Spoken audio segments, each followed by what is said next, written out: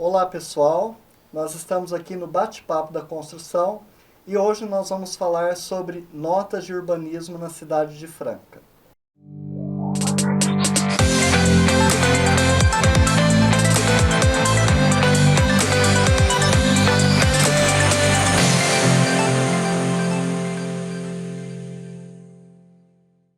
Sou Cláudio Ferreira, arquiteto e urbanista, e hoje estou aqui com meus convidados.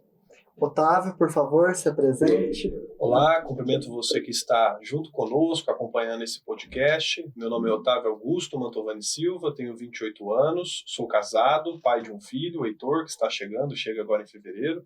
Sou professor universitário também, leciono nas disciplinas de Direito Penal, Direito Constitucional e Direito de Família na Universidade Estadual Paulista, Unesp, e também sou assistente judiciário, trabalho no Fórum de Franca junto com um juiz de direito aqui na cidade de Franca também.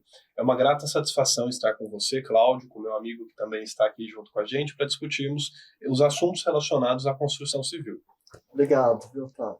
Alexandre, colega de profissão. Boa tarde, meu nome é Alexandre Quioca Rinaldi, eu sou arquiteto e urbanista também, né? E casado, atuo mais na área hoje de trânsito, né? Fiz uma imersão aí nesse tema e acabei me especializando um pouco nessa área, né?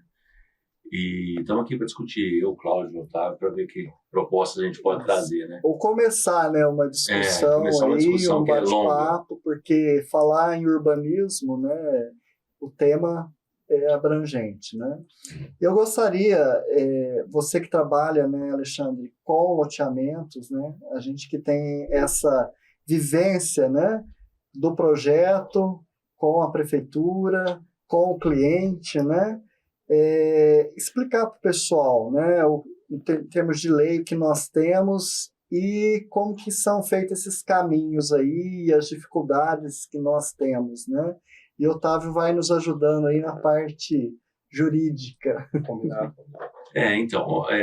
Bom, para você hoje empreender em qualquer cidade, né, não só em Franca, mas em qualquer cidade, você tem uma série de leis aí que regem esses empreendimentos, né? Tanto na parte de loteamentos, parcelamento de solo e tudo mais, que existe uma legislação para isso, e também a parte de construção, que existe uma outra legislação. Uma seria a lei de parcelamento de solo, a outra o Código de Obras, né, da cidade.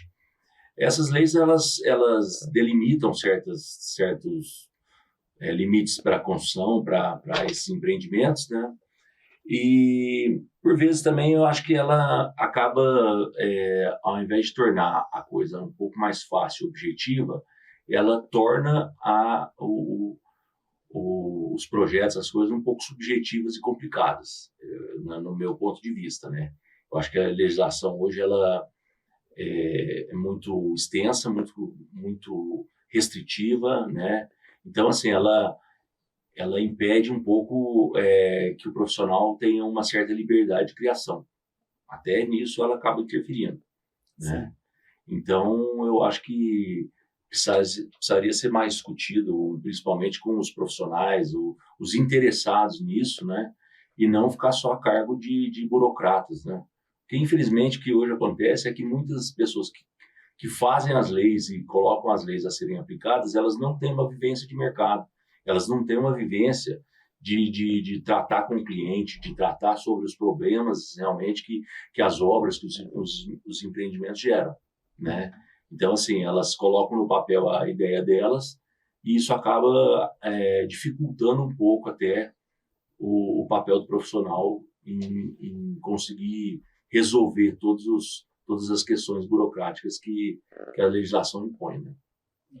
Otávio, dentro dessa linha de pensamento, né, o que os profissionais realmente têm que olhar com mais carinho e essa dificuldade, né, que nós temos realmente de entender uma parte burocrática enorme, né? E o cliente muitas vezes não entende, isso demora, né? Investidores e tudo mais.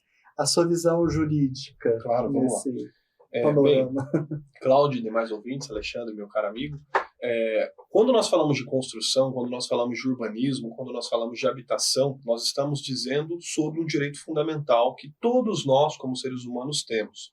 O legislador, em especial o legislador constituinte, ele previu no ordenamento jurídico, em especial entre os artigos 170 e 200 da Constituição Federal, uma série de regulamentações próprias para o urbanismo de um modo geral. E no que diz respeito ao município, que é o que é mais importante para nós, porque não adianta a gente ficar só falando de lei federal, nós devemos sempre observar, em primeiro lugar, e aí falando da perspectiva do profissional do direito, o plano diretor do município. O plano diretor do município, que é uma lei que vai dizer como devem ser as construções, como devem ser os loteamentos, como devem ser as obras, de forma um pouco mais geral e abrangente, para que depois os códigos de obras, para que depois as determinadas normativas internas da prefeitura especifiquem aspectos mínimos que, ao meu ver, como o colega Alexandre bem contou, não deveriam ser tão bem detalhados assim, porque, de fato, você acaba perdendo muito do aspecto criativo da coisa. Mas, de forma objetiva, é essencial que o profissional da arquitetura e do urbanismo conheça, em um primeiro momento, o que diz o plano diretor do município. Porque é lá no plano diretor que nós vamos ver quanto que pode ser a fachada, se tem que ser afastada assim, se tem que ser afastada assado, qual a altura limite de determinado estabelecimento. Então, existem uma série de elementos ali previstos.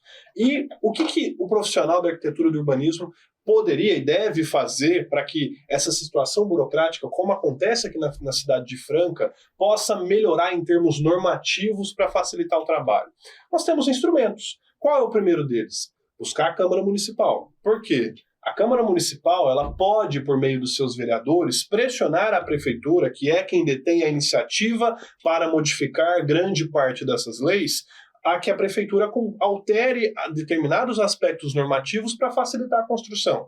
Além disso, as entidades de classe que representam as associações de construtores, associações de arquitetos, engenheiros, podem também pressionar a prefeitura diretamente ou então pressionar a prefeitura por meio dos conselhos. Eu sei que existe um conselho de arquitetura e urbanismo, um conselho que vai cuidar da parte, existe até o conselho da habitação aqui na cidade de Franca, que cuida também, que tem o papel e o poder de fiscalizar os aspectos normativos também para facilitar.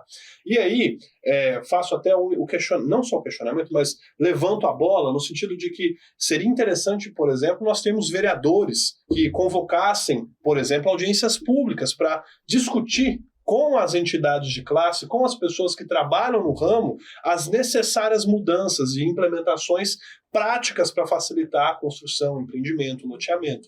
Então, é possível que o profissional da arquitetura e do urbanismo atue de forma coletiva, pressionando a Câmara dos Vereadores, por exemplo, que tem esse papel de pressionar o poder público enquanto prefeitura, assim como por meio de requerimentos que são de resposta obrigatória do prefeito, sob pena de sofrer impeachment, e também convocar, por exemplo, audiências públicas. Enfim, então, existem esses caminhos burocráticos e, de forma objetiva também, voltando àquela questão que você me fez, é importante o profissional da arquitetura conhecer o plano diretor. Até em off, nós estávamos conversando, esse ano foi aprovado o plano diretor do município, novo.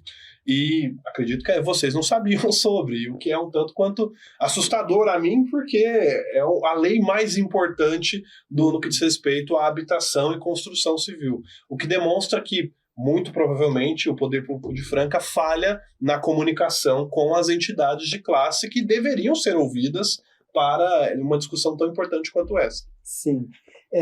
Nesse aspecto, né, você levantou, né, o que nós temos de novo, a regularização, todas essas leis, mas o ponto da regularização, né, porque uma coisa que a gente esbarra muito foi feito errado, né? Nós temos aí edificações com problemas. E aí, o que nós vamos fazer, né? E a gente também estava conversando antes a dificuldade de entendimento de leis para aquilo que foi feito fora das normas, né? Certo. Aí eu vou falar como um professor e vou falar também como alguém que julga. Como assistente de juiz, eu julgo casos de vários tipos, assim, que envolvem construção, então, casos inclusive que envolvem a prefeitura. Qual é o ponto? Quando nós estivermos diante de uma situação irregular, nós precisamos ver qual é o grau dessa irregularidade. Será que ela é uma irregularidade gravíssima a ponto de impedir, por exemplo, que outras pessoas consigam habitar naquele imóvel, gravíssima a ponto de impedir a futura venda, gravíssima a ponto de dificultar eventuais questões registrais. Se for muito grave, a prefeitura não tem o que fazer em termos de vamos regularizar forçadamente, porque ela somente poderia agir se a lei assim o permitisse, mas ela não tem o que fazer. Agora, havendo possibilidade de regularização, vamos supor, você construiu um imóvel, ocupou um imóvel que está num tamanho inferior ao tamanho mínimo permitido de um lote. Não sei se isso é tão gravoso. Então, por que a prefeitura não poderia regularizar, tentar regularizar essa ocupação desse lote de maneira mínima, ali, abaixo do mínimo permitido para fins de registro? Agora, situações como, por exemplo, a pessoa está ocupando um solo que é visivelmente irregular e que pode causar um desastre. Isso não tem como você regularizar, é impossível.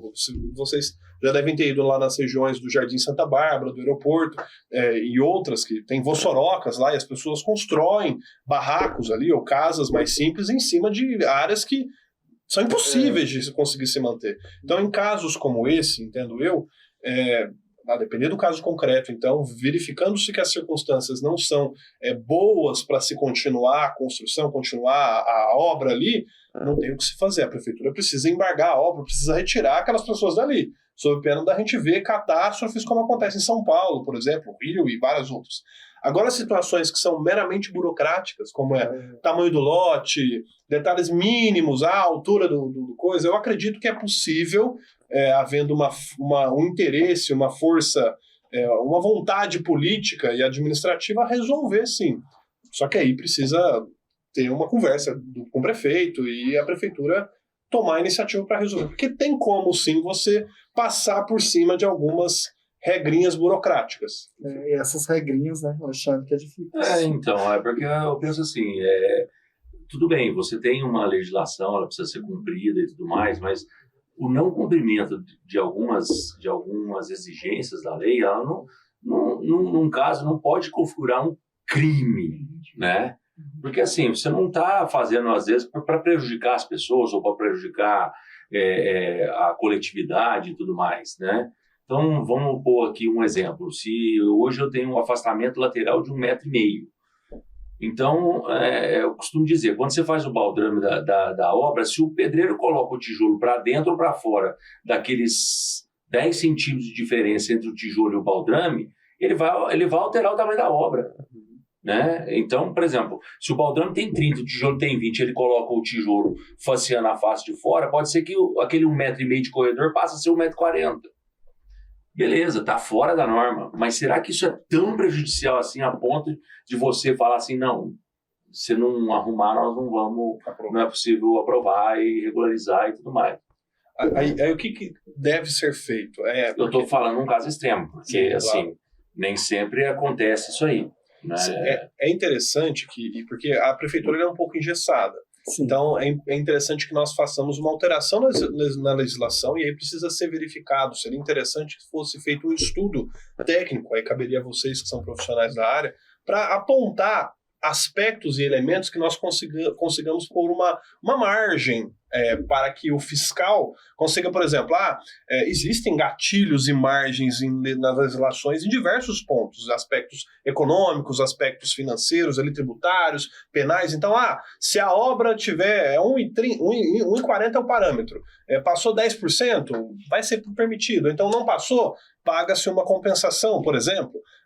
Porque hoje nós temos já alguma coisa nesse sentido, né, que é a outorga onerosa. Isso. Mas poderia melhorar um pouquinho mais, porque a outorga onerosa é bastante onerosa. Então ela está muito onerosa, né? E aí, quem tem o poder para diminuir, por exemplo, o valor da outorga onerosa? A prefeitura, por meio de decreto mesmo, sem precisar de autorização de Câmara, por exemplo. Então, é possível e é importante, fica até como não um conselho, mas uma dica, que as entidades de classes ou os membros, os profissionais das áreas apresentem ao Poder Legislativo e ao Poder Executivo e pressionem mesmo. Olha, nós temos aqui um projeto dessa forma e vamos fazer a coisa acontecer. E, por exemplo, não sei se vocês sabem, existe a possibilidade da gente fazer uma lei de iniciativa popular, inclusive no âmbito municipal. E aí, por exemplo, se nós quiséssemos mobilizar entidades ou a própria sociedade civil e propor uma lei para alterar alguns desses aspectos, também é um caminho específico, enfim. Estou trazendo alguns. Isso é importante. Isso é importante. De ter essa visão, né, de como agir, né? Não adianta a gente ficar no nosso escritório. Se a gente ficar só conjecturando, sem tomar iniciativa, é um pouco complicado. E aí, só que aí, por exemplo, se vocês têm que explicar, eu digo vocês, né, para as pessoas mais simples também, por que é importante a gente fazer uma alteração legislativa nesse ponto? Porque tendo apoio das pessoas, da população comum, tanto o poder executivo quanto o legislativo vão se sentir pressionados para aprovarem projetos como esse. E qual poderia ser o discurso? Olha, essa burocracia encarece a construção. Essa burocracia torna dificultosa, trava justamente. Tem várias pessoas que desejam adquirir seu imóvel, por exemplo, não pode, ou então tem irregularidade. Eu morei durante 10 anos antes de eu casar no Franca Garden. O Franca Garden é um condomínio que vocês sabem que teve uma série de problemas de construção e uma série de problemas burocráticos. E, enfim, tem alguns aspectos peculiares da aprovação do projeto. Então, você ter alguns exemplos como esse, dizer, olha, veja o quanto é importante nós alterarmos a lei para não ficar barrando tanto. Nós temos agora aquele condomínio novo lá, não sei o que, dos Cocais, lá próximo ao bairro São Jerônimo, que é um empreendimento novo que começou a entregar as casas agora, que também tiveram problemas ali, até houve alguma judicialização, por questões burocráticas mínimas, e que se há uma propositura de uma alteração normativa e trazendo as pessoas para perto, é possível conseguir, por meio de um apoio popular, pressão para alterar esse aspecto mínimo. E, pessoal, a prefeitura e a Câmara dos Vereadores, eles não têm tanta competência assim. A maior parte das competências fica lá para Brasília. Mas isso que é o mínimo, eles deveriam se atentar melhor. Deveria haver uma... eu vejo um problema que, assim, hoje, quando você coloca esse excesso de legislação para fazer as coisas, ela acaba também criando uma subjetividade na coisa, né? Então, assim, muitos problemas, igual você falou, que talvez fossem simples de resolver, você tem poucas pessoas falando, não, se não fizer assim, eu não quero, não vai ser, né? E tem um outro problema também, que eu acho que já é um problema cultural brasileiro, né? Que é aquele negócio assim, todo mundo está reclamando. Os arquitetos estão reclamando, os engenheiros estão reclamando, os loteadores estão reclamando, os pedreiros estão reclamando, os eletricistas estão reclamando. Só que assim, se eu sou arquiteto e resolvo o meu problema na parte de arquitetura, eu esqueço o resto, entendeu? O Cláudio sabe disso, que nós somos amigos há, sei lá, 20 anos ou mais, né, Cláudio? Que a gente se conhece, somos contemporâneos da faculdade, e uma coisa que a gente sempre discutiu, sempre buscou, sempre foi atrás e nunca conseguiu, é uma união de todas as pessoas que têm interesse em comum nessa área da construção civil. Porque a área da construção civil, ela envolve todo mundo, envolve até o lojista, né, que tá vendendo material. Se eu começo a complicar demais a aprovação de projetos, eu retardo até as vendas também, né? Então, isso é um problema também. Então, eu acho assim, esse problema da gente não ter uma união entre todas as classes, né? Eu resolvi o problema meu, que eu tinha um problema lá de loteamento, o pessoal do loteamento resolveu o problema deles, então eles não estão mais preocupados com os arquitetos, engenheiros e pedreiros e tal. Então, eu acho que duas coisas que a gente precisava resolver, né, nessa coisa toda, que é essa união maior da classe e realmente buscar isso que você falou, a classe, né, colocar os seus interesses, os seus problemas, né, e tentar a classe resolver os seus problemas. Porque o que acontece hoje é que terceiriza-se isso para a prefeitura, para burocratas, né? E eles mesmos também acabam ficando um pouco perdidos também, porque esse excesso de legislação até prejudica eles na análise dos projetos. Sim, claro. Você entendeu? Então, porque ele fica até com medo. Eu falo assim, será que eu estou errando em alguma coisa aqui? Se eu estou errando em algum lugar aqui? Vou responder por isso, né? Então. É igual a questão da acessibilidade, né? Se pede tanta coisa. Eu fiz o curso dentro da BNT, né, em São Paulo. E lá fica muito claro, né, que a lei tem um pouco assim, do bom senso, né? Por exemplo, uma pessoa com uma deficiência, ele não é colocado de qualquer jeito na praça central ali, né? Ele chega com alguma pessoa, né? E o absurdo, você faz toda a sinalização. Aí chega no momento da pessoa entrar, não tem uma placa ali para que ela possa ler, né? Em braille, né? Em sol, nada. Exemplo da nossa prefeitura, né? Que não existe. Então é o bom senso. Eu mesmo estava lá na prefeitura, uma pessoa com deficiência visual estava no atendimento e ela simplesmente, como eu saio daqui?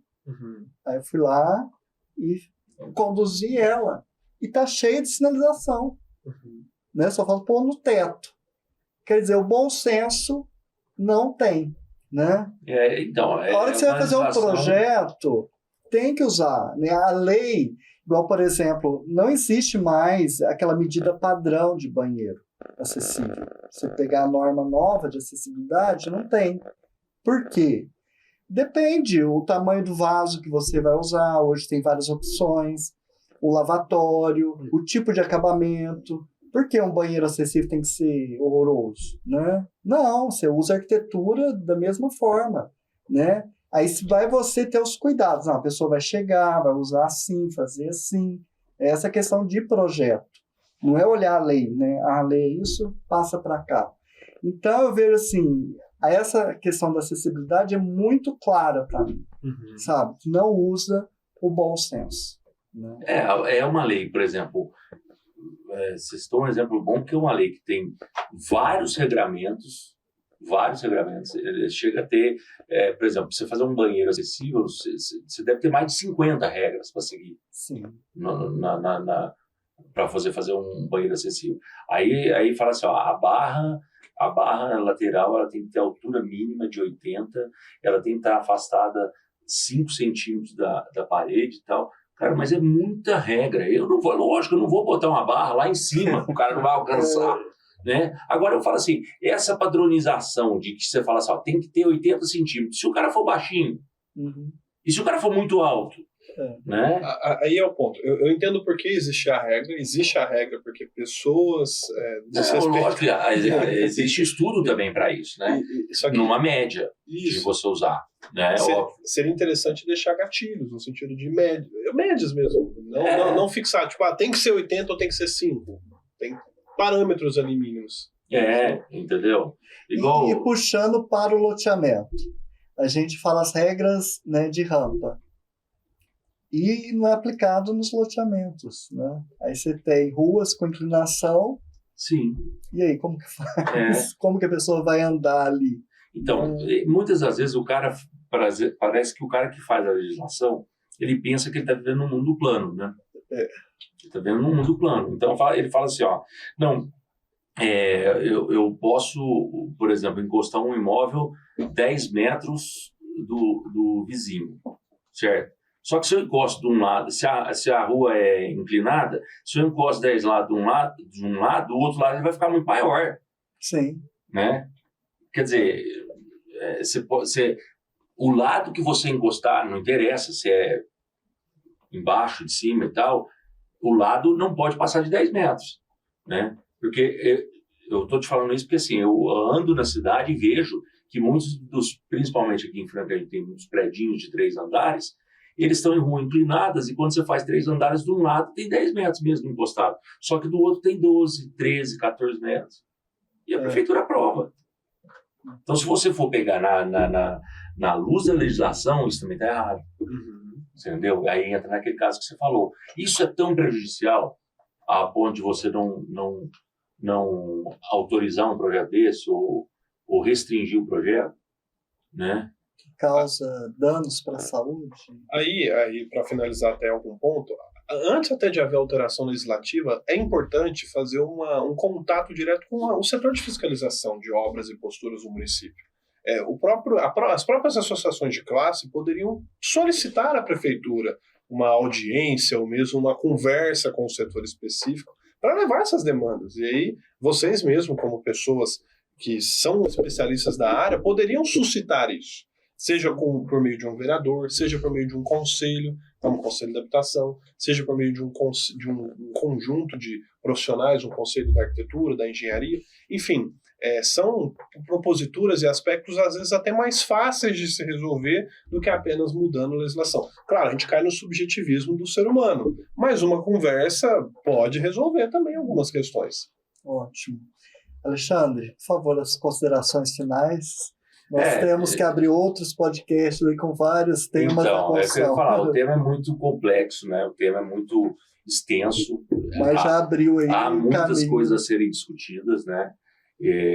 Eu acho assim que realmente isso precisa ser melhor discutido, isso precisa ser melhor tratado, porque isso, como o Otávio falou, você encarece a construção, né? A própria dificultação do processo, ele encarece o produto, né? Ele desincentiva investimento, o que é muito complicado também, que é muito grave, porque assim, a gente convive com vários setores da sociedade, a gente sabe de pessoas que poderiam estar investindo e não estão porque elas acham que não compensa o processo que ela vai passar para poder fazer esse investimento, né? Então, assim, é uma coisa que a gente precisava realmente sentar e discutir, porque é um assunto muito delicado e eu acho muito importante para a cidade. Obrigado, Alexandre, pela contribuição. Professor Otávio, obrigado pela presença, que você possa repetir, voltar aqui para a gente discutir outros temas também. Perfeito. Muito obrigado, Cláudio, pelo carinho, consideração em ter me convidado. Muito obrigado, Alexandre, por permitir que nós estivéssemos juntos aqui, conversássemos um pouco.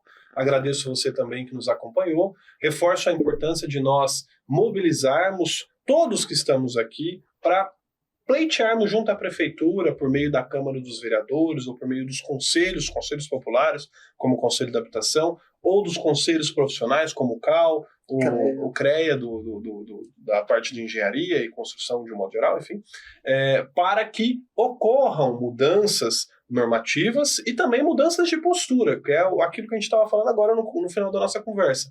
A conversa com os fiscais também pode ser uma possível solução para muitos dos problemas burocráticos. Uhum. É isso. Muito obrigado. Você fala dos fiscais porque eles são diretamente no local, né? Eles que vão emitir os primeiros pareceres. E aí ter uma conversa não só com o secretário não resolve. É importante você também conversar com aqueles que vão aos locais, aqueles que vão aprovar os projetos, aqueles que vão eventualmente sancionar os projetos irregulares, conversar com aqueles que fazem parte da estrutura burocrática.